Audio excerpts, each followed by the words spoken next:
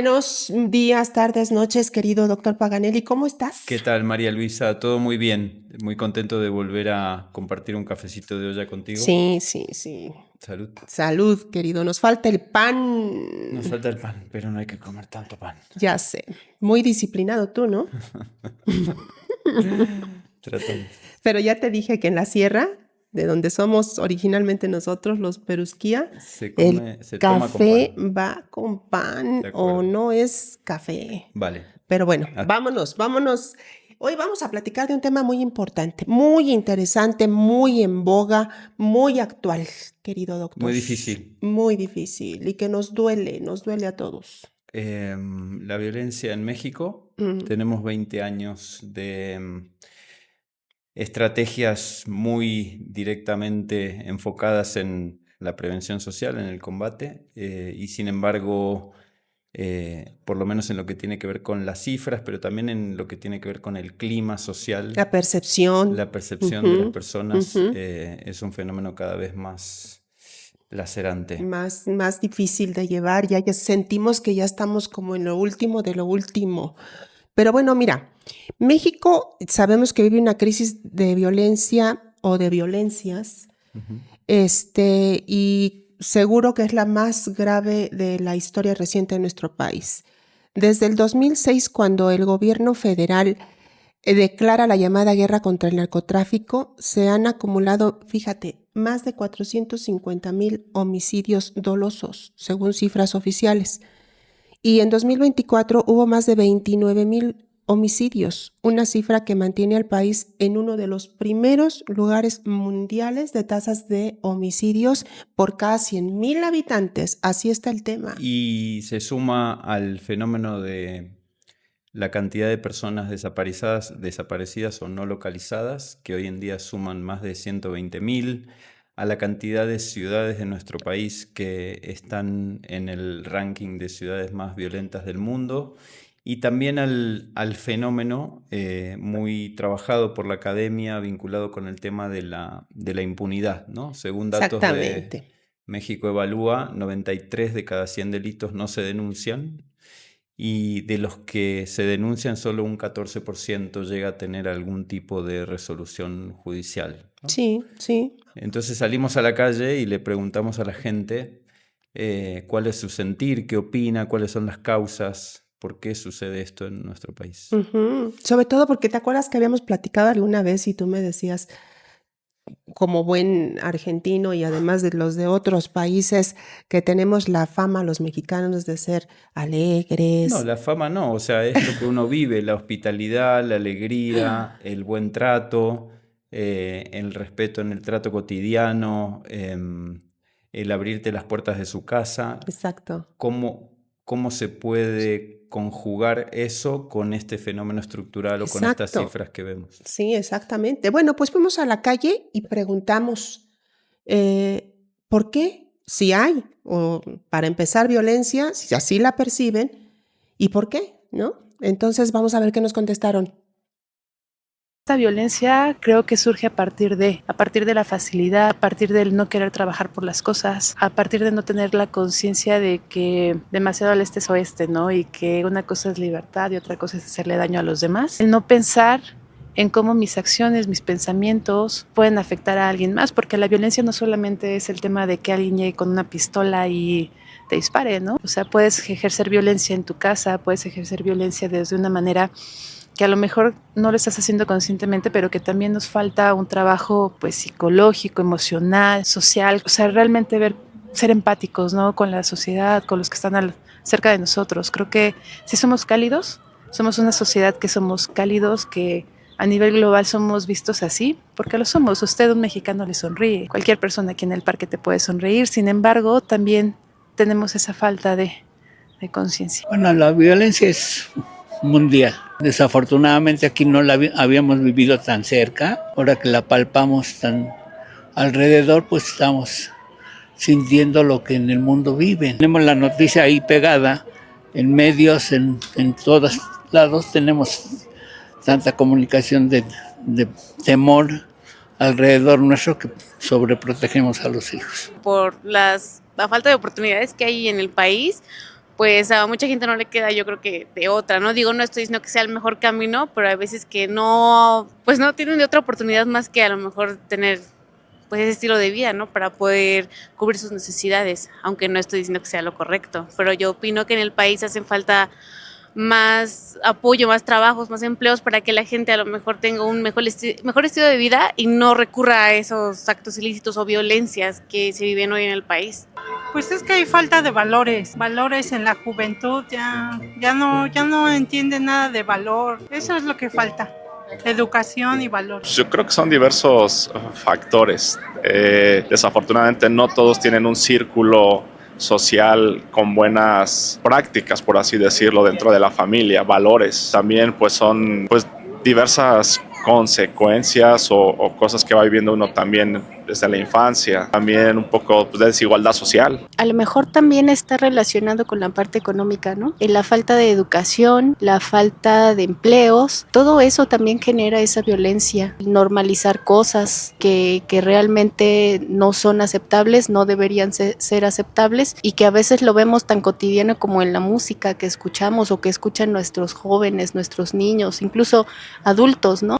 Yo pienso que pues es que somos una pluralidad muy grande, una diversidad muy grande y es muy común que los lugares más citadinos y más céntricos luego estén más contaminados de toda esa violencia y se empieza a expandir toda esa violencia hacia los lugares que están cercanos. No vamos lejos, aquí mismo, Pachuca, ¿no? Hace algunos años, bastantes años, yo creo que era una ciudad más tranquila y actualmente la violencia se ha disparado. Muy bien, ¿cómo ves? Muy variopinto. ¿Verdad? Como es el fenómeno, que es muy complejo, no hay una causa que explique el por qué hay más violencia, ¿no? Me parece muy interesante las respuestas de la gente. Pues para entender, querido Doc, para entender mejor las causas de largo y corto plazo, las más inmediatas y las más estructurales de nuestra muy persistente violencia, la que padecemos en México desafortunadamente, invitamos a uno de los especialistas más reconocidos en el estudio de la violencia en México. Verdaderamente es un honor para todos nosotros y un gusto que haya aceptado tomarse un cafecito de olla con nosotros el doctor Nelson Arteaga Botello, que es profesor investigador y coordinador del doctorado en Ciencias Sociales de la Flaxo México. Colega y amigo. Sí, ¿no? Bienvenido, Nelson. Gracias por aceptar nuestra invitación. Contrario, muchísimas gracias por la invitación, María Luisa José. Gracias por la invitación. Bueno, Nelson, cuéntanos, ¿a qué se debe la persistente violencia en nuestro país? La pregunta de los 64,000. Eso justo iba a decir la pregunta de los 64,000 con la aclaración para muchas personas de nuestra audiencia de que en México en la década de los 60 había un programa en donde había que resolver una serie de preguntas y si uno contestaba acertadamente un número determinado de esas preguntas se llevaba 64,000 pesos, que en aquel tiempo pues era una fortuna. Ahora, bueno, se quedó en el imaginario que, bueno, si uno logra responder una serie de preguntas complicadas, puede ganar los 64,000 pesos. Es una pregunta muy compleja. Creo que no solo compleja, sino también me parece que es una pregunta a la cual debemos darle la vuelta en términos de hacérnoslas quizás de otra forma para tratar de ver exactamente cómo podríamos comprender el fenómeno de la violencia de una forma mucho más, no mejor, pero sí mucho más acertada. Si ustedes se dieron cuenta en todas las respuestas que tuvimos, muchas de esas respuestas puede uno encontrarlas en las diferentes investigaciones que se han hecho en el país. Hay como un sentido común sobre la idea de cuáles son las posibles causas de la violencia que se encuentran en las respuestas que hemos escuchado. Por ejemplo, están los factores estructurales, pobreza, desigualdad, falta de oportunidades. Están las respuestas de carácter más culturalista, ¿no? Como por ejemplo la degradación de los valores, las normas, visiones más de centro-periferia, todo empieza mal en las ciudades y después el mal se expande hacia las zonas periféricas. También están las respuestas en el sentido de la influencia de los medios, ¿no? Había un señor ahí que decía, Sí. las noticias están pegadas a nosotros todo el tiempo. También están otro tipo de respuestas, como por ejemplo, no somos necesariamente violentos, somos empáticos, pero hay algo ahí que hace que seamos violentos. Si uno revisa la literatura que se ha publicado en torno a las violencias en México, uno encontraría que hay respuestas que dan soporte a todas esos comentarios que hemos escuchado hace un momento. Yo creo que México tiene uno de los mayores acervos de investigación sobre la violencia más grandes en toda América Latina, y me atrevería a decir que a nivel global la cantidad de investigaciones que se han hecho son enormes. Nosotros pudimos contabilizar aproximadamente unas 800 investigaciones publicadas entre 1990 a la fecha. Podríamos decir que la mayoría se concentra en esa fecha, digamos, se empieza a incrementar a partir del 2007. 2006 es cuando más se empieza a publicar sobre violencia. La primera investigación sobre violencias que es financiada por el entonces CONACYT, por el Consejo Nacional de Ciencia y Tecnología, data de 2011, digamos muy tarde, pero podemos encontrar mucha investigación alrededor de las causas de la violencia, la educación, la desigualdad, etcétera, etcétera. Y creo que hay mucho de cierto en eso. Pero también las respuestas que hemos encontrado nos invitan a pensar que, por ejemplo, digamos, que se ha convertido en sentido común atribuirle este tipo de respuestas, incluso en entrevistas a narcotraficantes. Cuando a los narcotraficantes les preguntan, algunos de ellos en medios, que por qué se metieron al narcotráfico, muchos de ellos dicen por la desigualdad, porque vivía en la pobreza. Entonces, como lugar digamos común. que la respuesta incluso entre los propios criminales es ya muy común atribuir ese sentido o atribuir la causa a lo que en el sentido común entendemos. Yo luego le comento con colegas, a veces no habría que estudiar. Si esa es la respuesta, no habría que estudiar demasiado, porque pues los narcotraficantes o los ladrones ya nos dicen, no, es que mi familia no me hacían caso y me salía a la calle. Entonces ya es como mucho de sentido común esa parte, y creo que podríamos darle una vuelta a esa pregunta.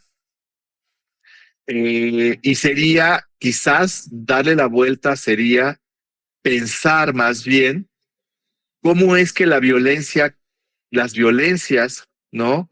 Caminan, digamos, a lo mejor en un principio todos estos factores eran ciertos. Había algo de eso y quizás lo sigue siendo ahora, pero creo que ahora la violencia camina por sus propios medios, ¿no? La forma en cómo se reclutan, la forma en cómo se integran, si los jóvenes a la delincuencia. Estoy pensando sobre todo en el crimen organizado, que es el que más impacto tiene. Tendríamos que pensar un poco cómo es que una persona acepta involucrarse en un grupo criminal y cómo ese decir sí acepto implica poner en riesgo su vida a partir de un proyecto, ¿sí? Un proyecto de vida al cual le parece atractivo, Claro. le parece sumamente viable, en el cual pone en riesgo su vida, pero que no importa eso, ¿sí? Creo que ese tipo de preguntas tendríamos que empezar a preguntárnoslas más allá de las causas, porque entonces la respuesta es muy fácil, relativamente fácil. Acabemos con la desigualdad, acabemos con la falta de educación, acabemos con todos estos factores y automáticamente la violencia tendría a solucionarse.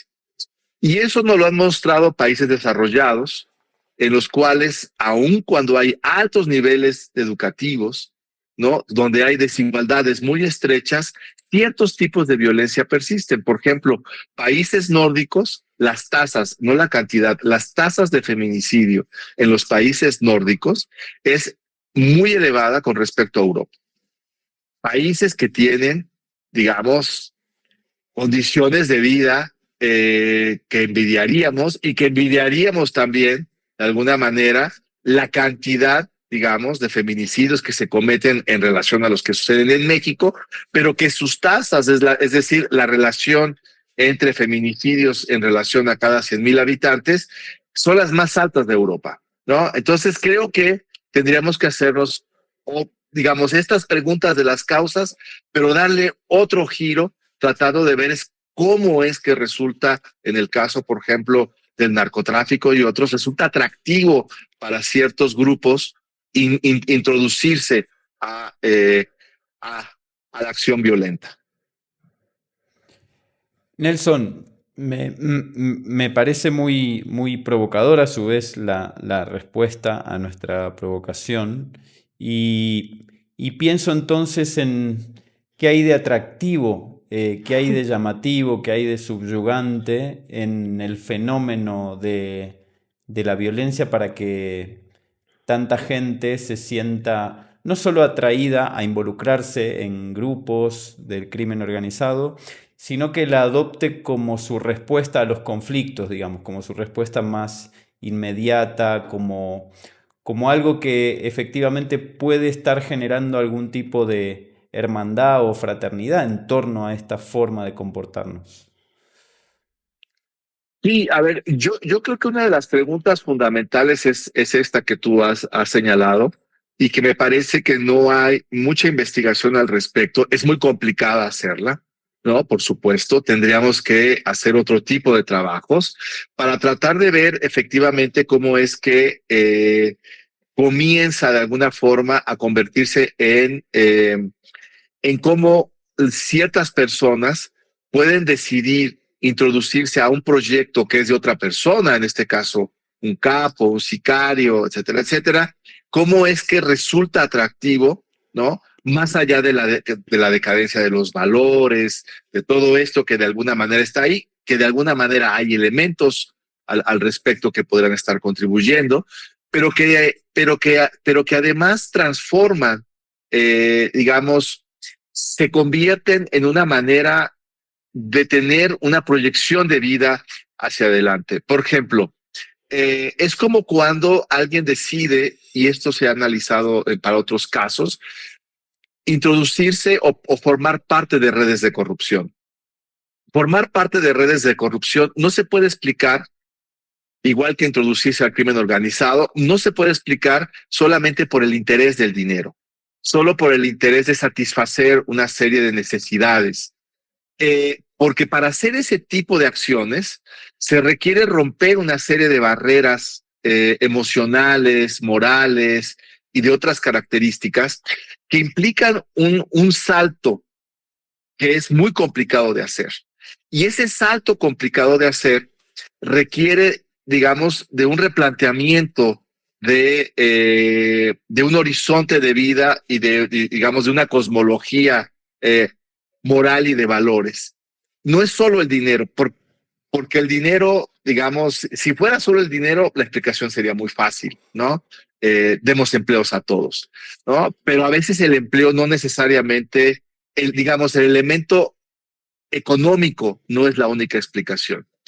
Está comprobado por varios estudios, ahora sí que no solamente en México, sino a nivel internacional, en otros países, pues, de que la violencia no es fácil. Los seres humanos, como bien señalaba una de las entrevistadoras al principio de la charla, la violencia es difícil de ejercer. La violencia requiere traspasar una serie de barreras que incluso como especie y culturalmente están diseñadas para evitarlo. Hay trabajos que muestran cómo, por ejemplo, los ejércitos tienen que hacer entrenamientos muy especiales en los ejércitos a nivel mundial para poder entrenar a las personas, para poder disparar hacia otra persona. No es algo sencillo, no es nada sencillo traspasar la barrera que permite pasar de la agresión a la violencia física. Y esa ruptura de esa barrera es muy complicada y requiere un entrenamiento particular, no solo en términos físicos, sino también en términos emocionales. La gente que cree que la violencia es fácil no lo es. Las películas no lo pintan muy fácil, ¿no?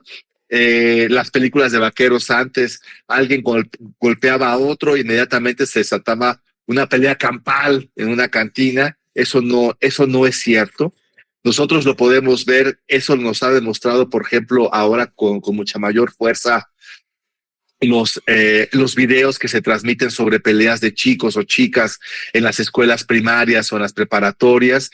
Vemos cómo es muy complicado, hay rituales incluso para evitar la violencia. Claro, cuando esta se desata, pues ya se entra en otra dinámica, pero incluso la gente que no está entrenada para ejercer la violencia, y ustedes lo pueden ver, nosotros lo podemos, hay muchos trabajos sobre eso, la gente es torpe para poder ejercer la violencia.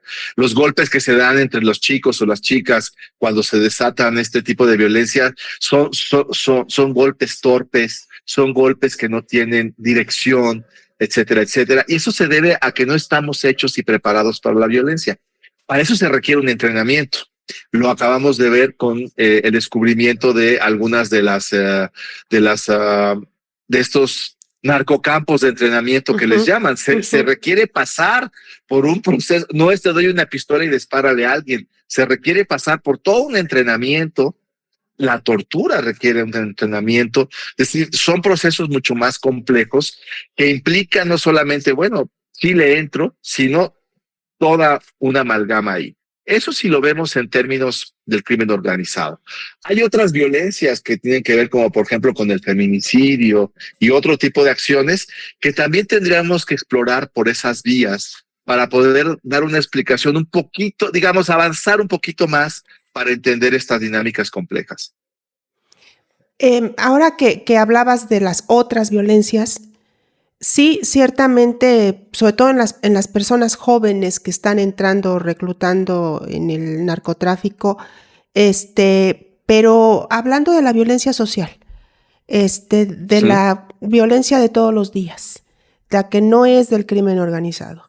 ¿Será que hay una normalización en nuestra sociedad? Ya vimos tanto, hemos visto tanto que cada vez nos sorprendemos menos, pero también cada vez hay más violencia en el día a día. Hace unos días le platicaba yo al doc que iba a salir de un fraccionamiento y me paro a hacerle una pregunta al guardia de la caseta. Una pregunta breve, porque quería yo saber dónde había una cerrajería. Bueno, pues el vehículo de atrás, y el señor que estaba ahí estaba verdaderamente iracundo. Entonces iba en compañía de la esposa y atrás el niño. Entonces, pues yo rápidamente ya me dijo dos cosas y me adelanté y luego me hice a un lado para que pasara. Salgo de ahí, voy al súper, una señora en la línea para pagar, le roza, porque ni siquiera fue un golpe, le roza con el carrito acá atrás en el pie y la señora voltea en furia y se pelea. O sea, ¿sí o no? Una exacerbación del humor en el día a día, una mecha cortísima. ¿Qué nos está pasando, Doc? Ahí, María Luisa, ahí me parece que será muy importante, y ahí retomo un poco de la segunda parte de la pregunta de José.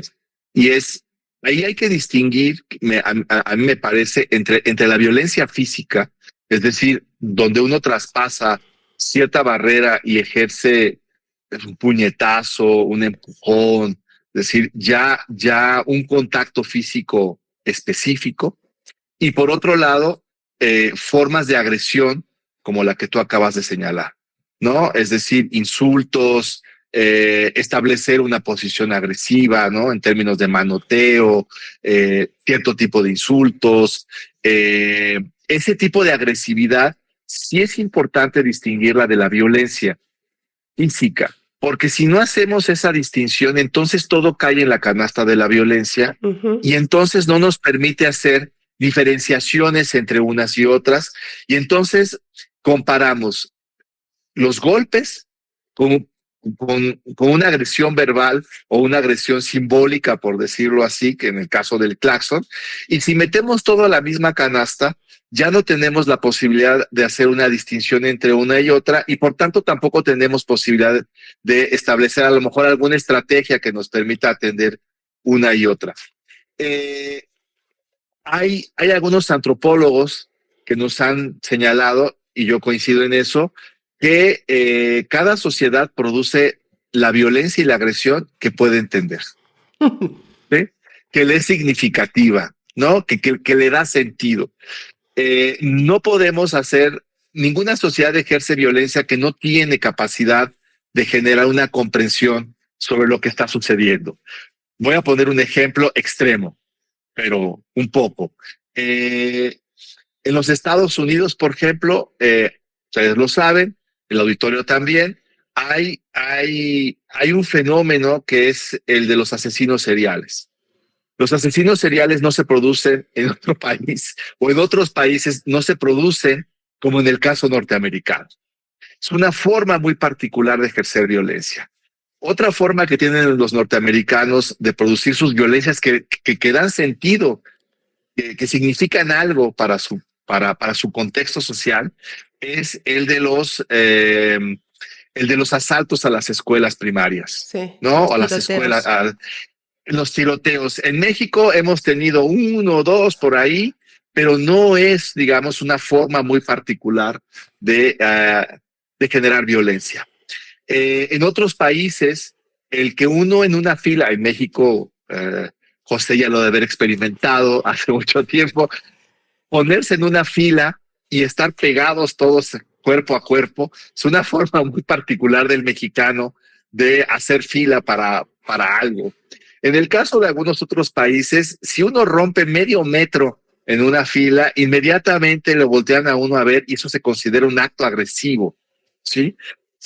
Porque está traspasando cierta distancia personal. Entonces, yo creo que aquí hay que distinguir entre el claxon, lo que tú dices, y la violencia directa. El claxon y las agresiones de este tipo son formas que desafortunadamente en México no son recientes y son una forma, digamos, de mantener una cierta distancia en una sociedad que es profundamente jerárquica y que me parece que ese tipo de agresiones lo que permiten establecer es siempre una especie como de construir ese muro que los mexicanos tradicionalmente tenemos para poder hacer ese distanciamiento. Esas agresiones son muy particulares de México. Por ejemplo, esta de que cuando alguien le reclama a otra persona algo, inmediatamente la otra persona puede responder con una frase que es muy nuestra y es: tú no sabes quién soy yo.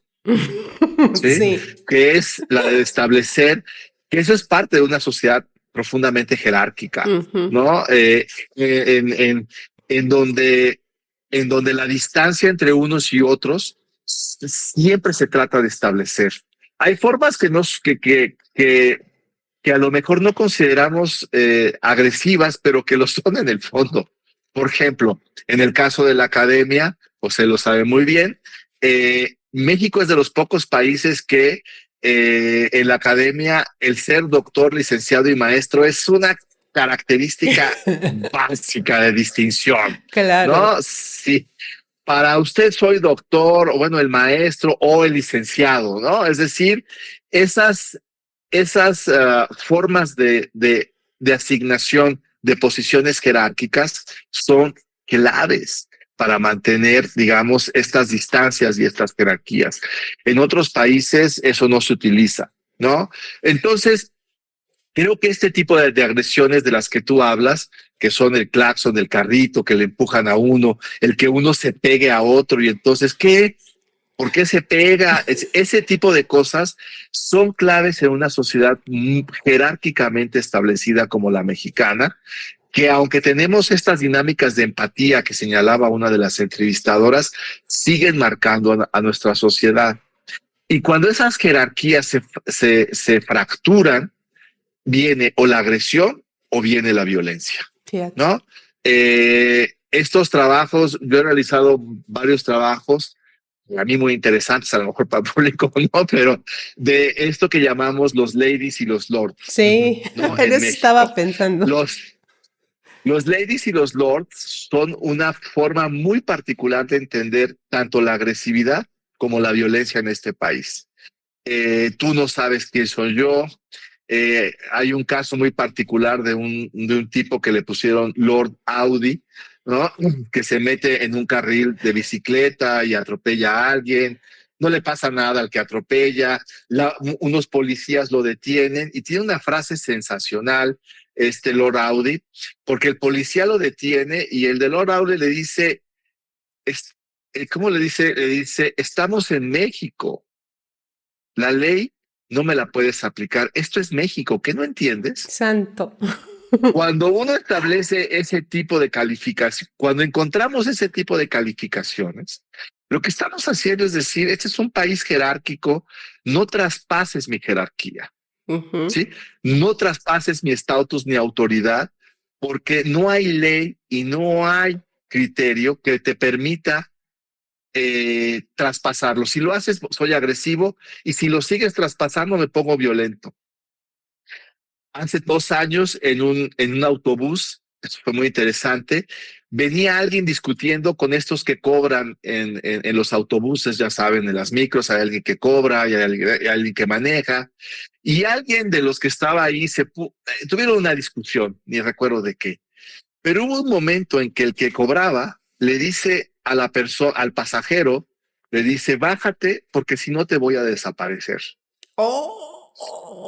Para mí, el que cobra realmente no puede desaparecer, pero es una forma de decir, si traspasas lo que sigue, tengo tanto poder y tanto jerarquía que puedo desaparecerte, ¿no? Entonces, creo que hay que empezar a trabajar y a tratar de comprender cómo los mexicanos, cómo estas formas de agresión, estas formas de violencia, de alguna manera son el espejo en cómo nos concebimos como sociedad. Más que hablar de normalizar o no normalizar, estas formas de agresión y de violencia, lo que hacen es mostrar cómo los mexicanos son, digamos, historias que nos contamos sobre cómo nos entendemos en términos de estructuras y jerarquías. Y eso me parece que es clave. Los narcocorridos, por ejemplo, volviendo a estas violencias, son narraciones que nos hacemos los mexicanos, ¿sí? Porque los que escriben esas canciones son mexicanos, son canciones que tienen un alto impacto entre los jóvenes y no tan jóvenes. Son historias que nos contamos sobre cómo somos. Por eso cuando la gente dice hay que quitarlos, no hay que... Es quitarnos el espejo y es el de no podernos ver en ese espejo. Por eso yo creo que son importantes ver cómo es que asumimos estas canciones, estas narraciones, estos videos de lords y ladies que tienen un alto ranking en las redes sociales, porque son el espejo de lo que somos. Y al momento en que nos quitamos el espejo y nos queremos poner solo el espejo bonito, es el espejo que oculta, ¿no? Ese espejo no permite ver realmente el problema complejo sobre el cual estamos viviendo. Ay, Nelson, que tantas cosas que quisiera conversar y preguntarte, porque me parece una respuesta que a mí, por lo menos, que ya tengo muchos años viviendo aquí, pero que no nací aquí, me hacen muchísimo sentido cada una de las cosas que estás compartiendo. Y entonces tengo 2 puntos que me gustaría preguntarte. El primero es el tema de la impunidad o la falta de consecuencias respecto de ejercer algún tipo de agresión o de violencia que yo lo tenía muy, siempre, digamos, muy relacionado con esta sociedad estamental, jerárquica, ¿no? No es que no hay consecuencias, para algunos no hay consecuencias, ¿no? Pero esto, digamos, no es, la pregunta no va por ahí, sino va vinculada con el fenómeno de la violencia criminal, ¿no? Independientemente de los elementos externos, que es el ser vecinos de Estados Unidos y todo lo que tiene que ver con la posibilidad de negocio que eso supone, el fenómeno del crimen organizado es un fenómeno que viene a cuestionar esa sociedad estamental y a establecer otro tipo de estructura también jerárquica, también estamental o, digamos, también desigual, pero que cuestiona a esa sociedad o que se monta encima de esa sociedad. No sé si se entiende la pregunta que estoy planteando. Es decir, ¿el crimen organizado viene a tratar de romper con esas jerarquías tradicionales o las aprovecha, digamos, para posicionarse, para hacer el nuevo mi palabra es la ley, digamos? Claro, claro. Con la forma en cómo terminas la pregunta me parece que resuelve un poco, que la resuelve un poco. Efectivamente, a mí me parece que el crimen organizado, digo, se ha escrito mucho. Mi posición al respecto es, es decir, no solo se monta, surge de esa estructura estamental y de esa estructura jerárquica. Es parte de esa estructura, comparte símbolos y comparte medios y mecanismos de comunicación colectiva y discursiva, y eso es lo que le permite a esa violencia tener esta presencia en el caso de nuestro país. Hay trabajos que coinciden en esta parte, que van por otro lado, por supuesto, pero señalan claramente que el crimen organizado en particular no es que haya invadido de alguna forma las estructuras estatales o las estructuras sociales o las hayan corrompido, sino que son, digamos, surgen porque forman parte de esa forma en la cual nosotros nos relacionamos, ¿no?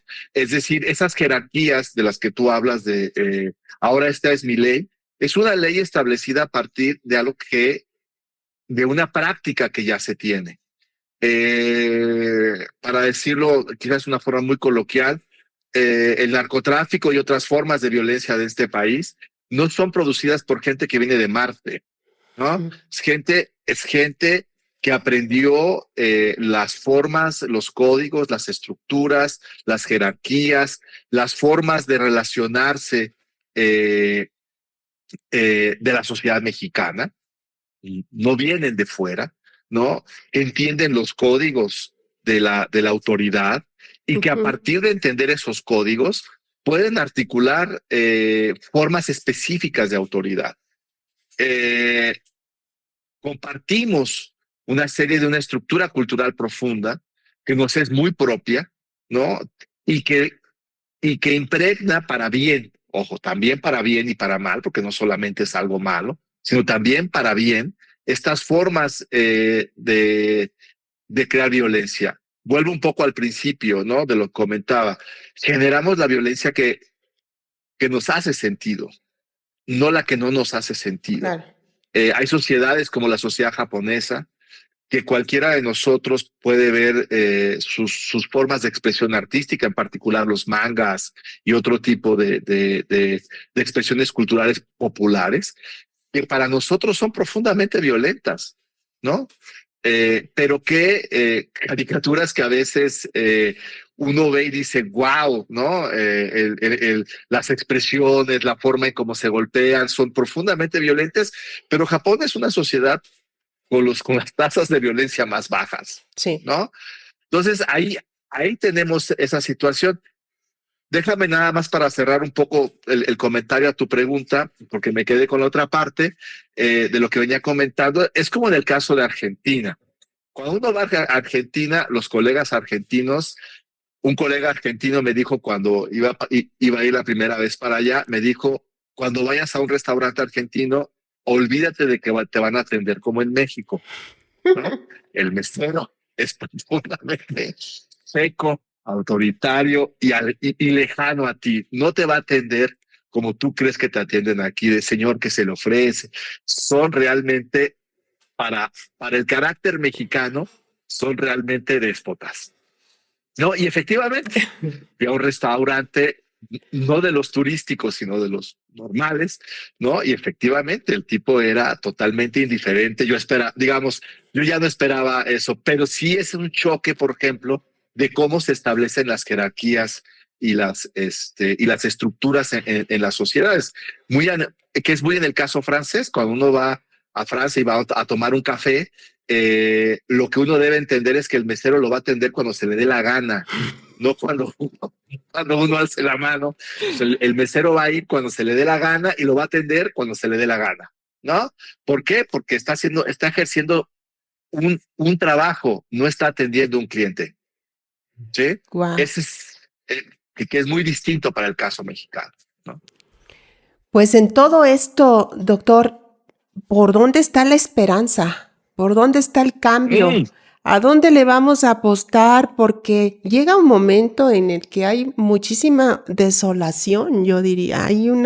Donde uno siente como mexicano que quizás ya estamos en un fondo, ¿no? Y que si esto tendrá alguna salida, entendiendo que es multifactorial el asunto y que va más allá, como acaba usted de decir, de que sí tiene fundamento estructural, ¿no? Hablando de la marginación, de la pobreza, de la discriminación, etcétera. Nada más que en todo eso nunca hablamos de que somos profundamente racistas y clasistas, eso sí no lo decimos, ¿verdad? Pero, y también el tema de que, como decía el doctor, Paganelli, que no hay consecuencias, o sea, ausencia de Estado de Derecho, y entonces como no pasa nada porque se sea violento, pues entonces lo seguimos siendo. Y el tema del punitivismo o de estar yendo por la idea de la prohibición para que pues con eso ya podamos ir generando condiciones para manejar este tipo de agresiones o violencia. Pero entonces, ¿qué vamos a hacer, Doc? ¿Por dónde vamos o para dónde tenemos que ir? ¿Dónde hay que golpear para ¿Sí? que la estructura se empiece a mover?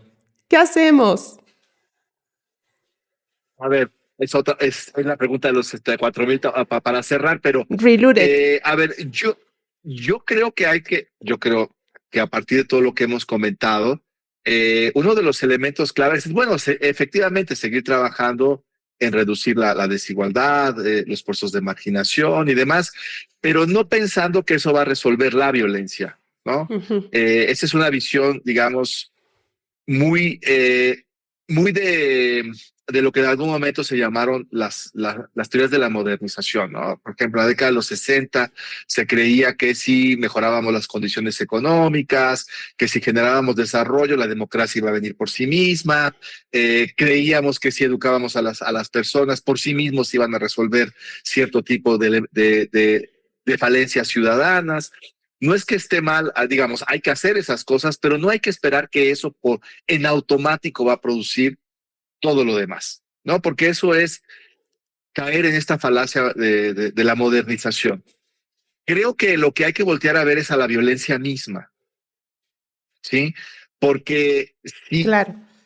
si uno trata de ver, si uno trata de entender la violencia por elementos que están fuera de la violencia, como todo esto que acabamos de analizar de las estructuras y demás, lo único que va a producir es que no se va a acabar la violencia, aunque sí vamos a lograr mejores condiciones educativas y demás, que es necesario, ¿no? Vamos a tener mayores generación de empleo, ¿no? Pero ese empleo, digamos, no va a acabar por sí mismo con que los jóvenes dejen de participar en el crimen organizado. Porque, digamos, La causa con está en algunos otro lado. colegas, por ejemplo, hablando de algunas ciudades con alta capacidad de reclutamiento de jóvenes para el narcotráfico, lo que encontramos es que, por ejemplo, 7,000 pesos pueden ganar al mes o 8,000 pesos, tanto en el narcotráfico como en la industria de la construcción. Entonces, no es el dinero lo que está en juego ahí, 8,000 pesos por entrar a la industria de la construcción, y y 8,000 pesos por estar como Halcón. halcones, ¿no? Hay algo más ahí que hace que la gente Claro. vaya hacia el halconaje que hacia a la industria de la construcción. Y hay un montonal de factores, ¿no? Ahí me dan 8,000 pesos como halconaje, pero además me dan una moto, me dan un celular, además me permiten poder estar recorriendo la ciudad, puedo tener un montonal de cosas que no tengo si tengo que entrar a las 9 de la mañana, o a las 8, o a las 6 de la mañana, sellar con un papelito, ¿no? Y empezar a soldar, salir a tal hora, ir a la casa. Son cosas que habría que analizar. Creo que, uno podría pensar en otros elementos para salir de la violencia si uno empieza a ver cómo se están dando, cuáles son las formas de solidaridad y cuáles son las formas de inclusión que se están generando, por ejemplo, para darle respuesta a la violencia. Madres buscadoras, ver, por ejemplo, quiénes han salido del narcotráfico. Ujú. No solamente ver quién entra, sino quién ha salido, Claro. por qué ha salido, cómo es que han salido. Porque si tú te das cuenta, lo que tenemos es que la violencia genera, por un lado, voy a decirlo así, las dinámicas del mal junto con los actores que la producen, pero también genera del otro lado a aquellos que han salido o que están resistiendo o que están de alguna manera generando dinámicas de solidaridad. Habría que ver en esos actores del otro lado del espectro cómo es que están generando mecanismos solidarios, Ujú. ¿no? Cuando uno ve la migración, mucha gente se enfoca en entender las violencias sobre los migrantes, que es importante y necesario, pero a veces nos fijamos poco en los mecanismos que las comunidades de recibimiento generan para poder incluir a los migrantes. Entonces, me parece que hay que ver siempre las dos caras, ¿no? Hay que ver las dos caras que se producen en las propias canciones del narcotráfico, esas que se llaman de apología. Regularmente estas canciones, y hay mucho trabajo sobre eso, muestran siempre un círculo digamos, de autoridad, digamos, de producción de poder por parte de los narcotraficantes, pero casi todos los corridos de narcotraficantes terminan muy mal. Y esa parte es la que habría que acentuar, Claro. ¿no? Siempre en los corridos de narcotraficantes, el narcotraficante empieza pobre solo con su madre y termina muerto solo con su madre. ¿Sí? Entonces, ahí hay fábulas, ¿no? Espejos que nos permiten mostrar cómo al final, ¿sí? Todo esto acaba muy mal. ¿Sí? Entonces, creo que por ahí es por donde habría otra forma de explorar este tipo de violencias.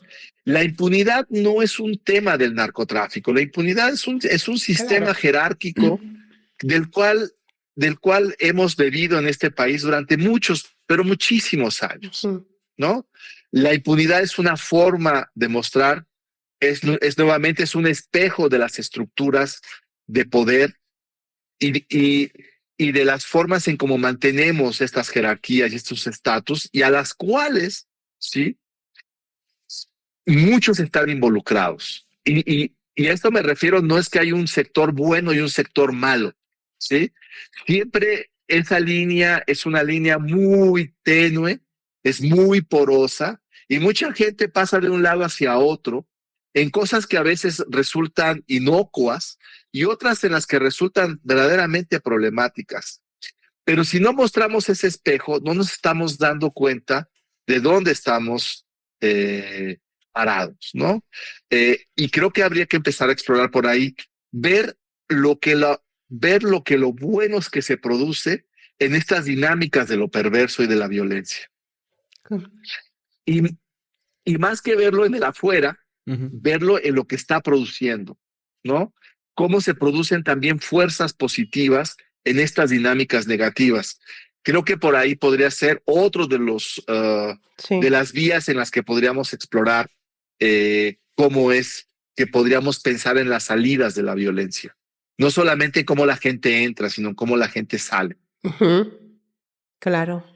Gracias, Nelson. No, me parece fantástico, si nos preocupa la violencia, enfocarnos en la violencia, no en todo lo que está alrededor, para entenderla mejor, para saber qué genera, qué efectos tiene, y también qué es lo que hace que la gente decida ya no estar ahí, ¿no? Bueno, pues Buenísimo. yo creo que hay mucho más y después de la plática tan sabrosísima, pues ahora ya traemos un montón de cosas más que Una nos agenda. gustaría plantearle, doctor, pero el tiempo es finito. Ojalá tengamos la oportunidad de volverlo a tener aquí tomando cafecito de olla con nosotros para poder seguir ahondando en el tema. Creo que a todos nos preocupa, ¿no? Sí, y bueno, sabemos bastante más hoy después de esta Sí, conversación con claro que sí, con claro Nelson. que sí. Doctor querido, qué gusto haberlo tenido aquí. Muchas gracias, ha sido muy ilustrador. Esperemos volver a coincidir, doctor, por favor. Gracias, Nelson. Un Muchísimas placer. gracias, María Luisa. José, muchísimas gracias. Te mando un abrazo. Un placer, doctor. Muchas Abrazos. gracias. Nos vemos. Gracias, hasta luego. Hasta luego. Bye. Oye, sí hay que hablar más de este tema, querido. Pero entrarle, porque una cosa que me gustó mucho de lo que decía Nelson es, si no nos vemos a nosotros mismos como parte del problema y buscamos en el afuera, siempre va a haber alguna posibilidad de señalar con el dedo a otros factores o a otras personas, Ujú. pero a lo mejor está en el espejo, ¿no?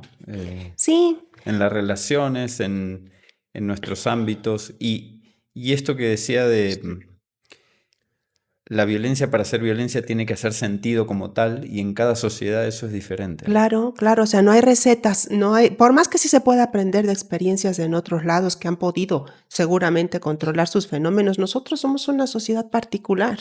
Entonces sí tenemos que, pero ciertamente también tenemos que estudiar el fenómeno como un fenómeno individual, solo la violencia, no como una causa de otras cuestiones.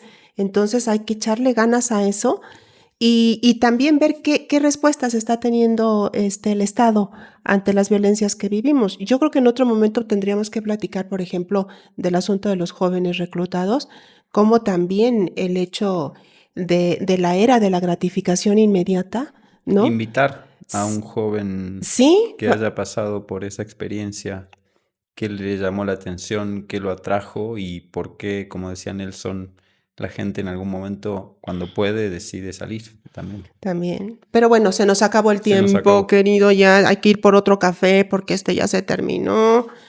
Pero estamos muy contentas y contentos nosotros dos y nos vamos a ver en otro cafecito, ¿no? En próximo café, en breve, Ujú. con temas muy similares, muy relacionados. Sí, es el tema desafortunadamente del día. Muchísimas gracias a todas y a todos por estar aquí con nosotros. Un placer. Hasta Nos el vemos próximo pronto. café. Gracias.